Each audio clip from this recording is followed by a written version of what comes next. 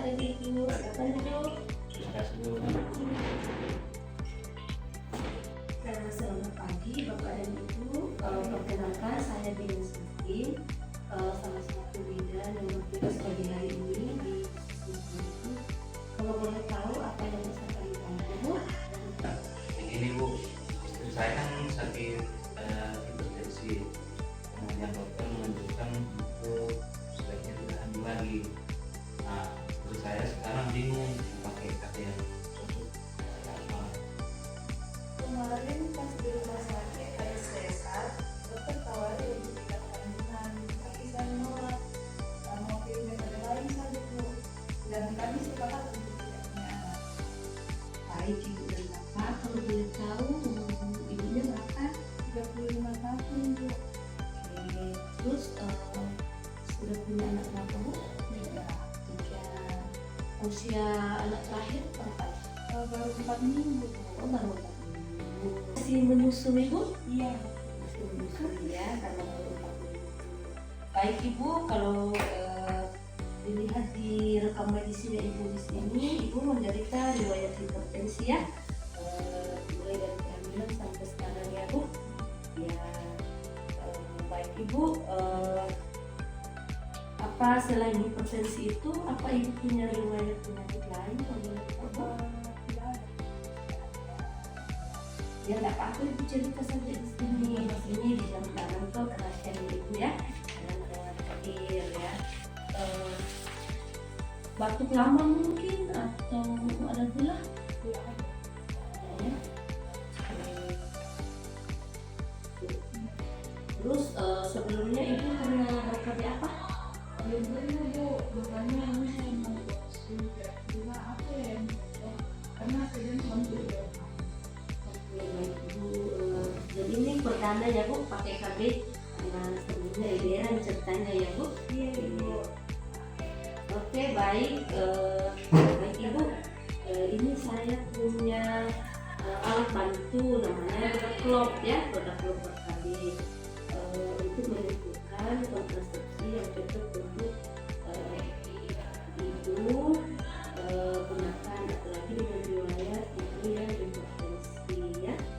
Jadi ini alat untuk menentukan kira-kira apa yang cocok untuk Bapak dan Ibu nanti jadikan pilihannya. Oke, kita cek dulu Ibu ya.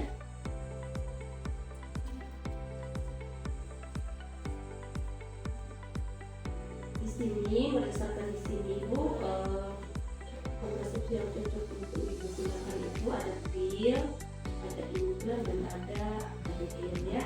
Tapi berhubung karena di sini Ibu menyusui ya, menyusui dan tidak ingin punya anak lagi. Jadi kalau dari kami bisa sarankan itu yang metode pertanian yaitu implan dan ADR itu ya. Nah Bapak Ibu, AKDN itu adalah alat kontrasepsi dalam rahim ya, dimasukkan dalam anak kecil dan dimasukkan di dalam rahim. Itu efektif mencegah kehamilan sampai kurang lebih sampai 10 tahunnya, dan itu aman untuk penderita hipertensi. Nah yang kedua itu ada namanya AKBK, alat kontrasepsi bawah kulit atau biasa disebut implan atau susu ya. Ini kontrasepsi hormonal yang dipasang di bawah kulit bagian lengan atas ya. Nah dari kedua metode tadi, kira-kira bagaimana menurut Ibu? Apa Ibu sudah menentukan pilihan? Baik dan aja kali ya Pak. Apa itu bisa bikin nggak nyaman? Oh baik, Bapak khawatir ya kalau ini itu bisa bikin nggak nyaman atau sakit saat berhubungan ya Pak? Iya. Oke baik, biasanya memang ada beberapa klien yang merasakan kurang nyaman dengan benang pada IUD ini, tapi sebenarnya ini tidak berlangsung lama karena memang benang ini pada dasarnya itu dalam beberapa hari setelah pemasangan itu akan manifest atau istilahnya meminat dengan begitu ya. Jadi ibu dan bapak tidak perlu khawatir tentang kehadiran ibu. Kalau gitu saya pilih pakai ID aja Bu. Baik Bu, berarti ibu sudah yakin ya? Baik Bu, sebaiknya pakai ID saja. Baik Pak, jadi KPAKDR ini sangat efektif dalam mencegah kehamilan dan tidak perlu menggunakan daya ingat atau tidak perlu takut kelupaan begitu. Terus tidak perlu juga bolak-balik ya fasilitas kesehatan untuk suntik atau misalnya untuk ambil pil kan.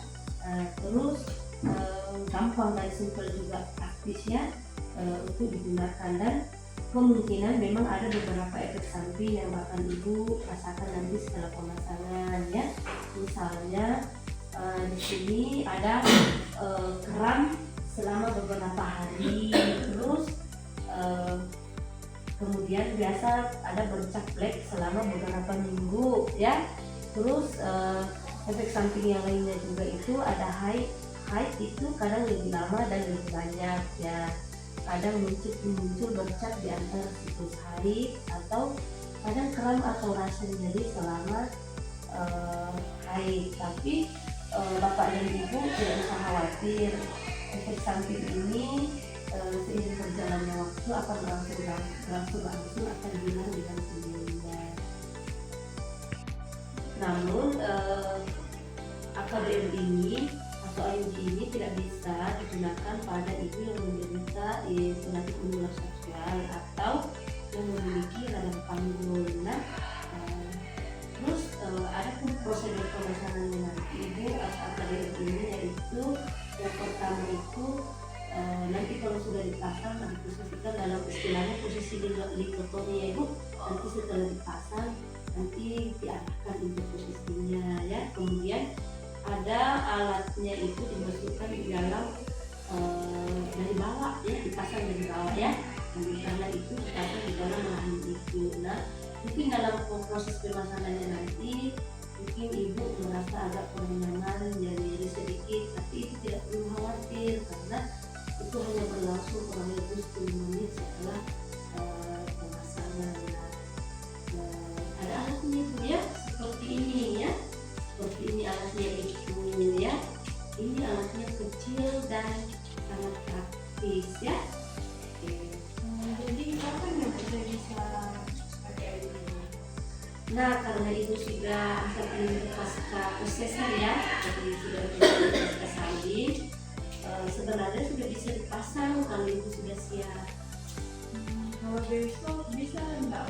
Soalnya tadinya rencana mau konsultasi lagi. Oh baik ibu, bisa besok ya. Besok ibu bisa kembali lagi. Nanti setelah pemasangan jangan lupa kontrol ya ibu.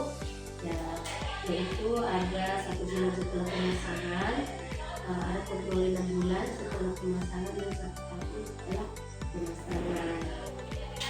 Baik Ibu, terima kasih atas informasinya. Saya semakin yakin untuk pakai ini. Terima kasih Bu informasinya. Jadi saya semakin mengerti dan mau menggunakan ID. Ya, sama-sama Bapak dan Ibu.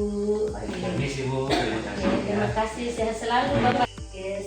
Jangan lupa kembali besok ya Bapak. Ya, terima kasih Bu ya. Terima kasih sama Pak.